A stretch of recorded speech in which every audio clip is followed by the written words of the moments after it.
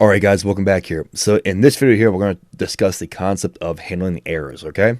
Now of course, if there's errors printed at the console here, we can go back and handle them, but sometimes that happens when it's in our code and we really don't have much control over it. Maybe, I don't know, maybe something weird happens here. We want a way to kind of put this inside of some type of loop here. This way, if something weird happens here, we can handle it with the code here. So let's go ahead and make a new file here. We're going to say try except, and except is short for exception, okay? And we'll say .py. There we go. Cool.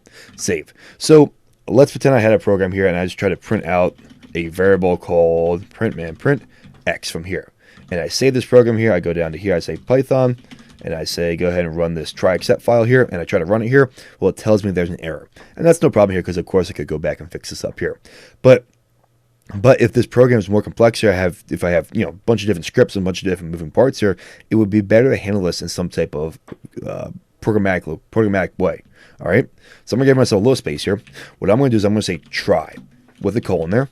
I'm gonna hit tab right from there, so that makes this statement right here part of this try catch here. And then what I'm going to say here, no space, except colon, and we'll say print something like there was an error. So maybe a user put in some weird information there. We can tell them, hey, there was an error. There's an error of some sort going on here. And then maybe like, please try again.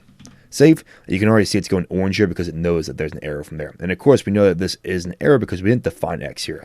If I said x was equal to some type of string here, we would be good to go. But right now, we're purposely causing an error. Okay?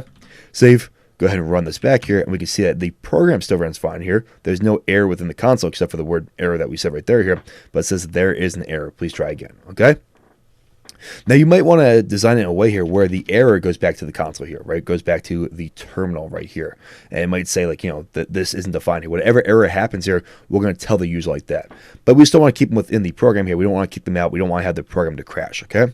So we'll say try, and we'll say something like print x, just like before here. And we'll say except, and we'll say exception as E. And E is going to be the variable that holds the error message right here. So basically this message right here is going to be contained in E here. So I could do is say print there was an error. Let's do a space here plus E. Okay, save, and then I run this back again here, and we can see it now. It tells them in the console here. But the good part is the program didn't crash here. If I have other stuff going on here, if a player's doing some moves here, or we're making calls to databases or websites here, the script is going to keep going properly from there. Okay, and let's go ahead and clear up the console. This way we can see a little better here. Clear, and let's go and run this back from here. Up, enter. And, oh, I'm sorry. I forgot to do one thing here. We're going to say str, which is short for string here. So we're taking this error and we're turning to a string. I know that didn't look right.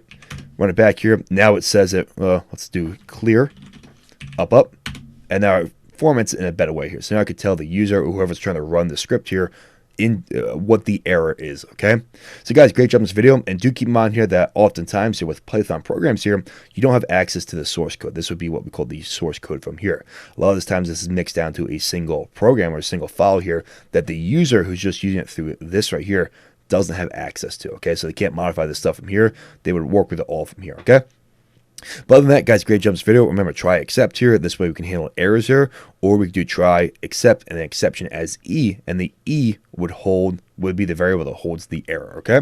So, guys, great job in this video. You guys did fantastic here. An important skill. The more you guys work with programming, the more it is inevitable that errors do happen and stuff like this happens. And, yeah, guys, great job. And I'll see you guys in the next one.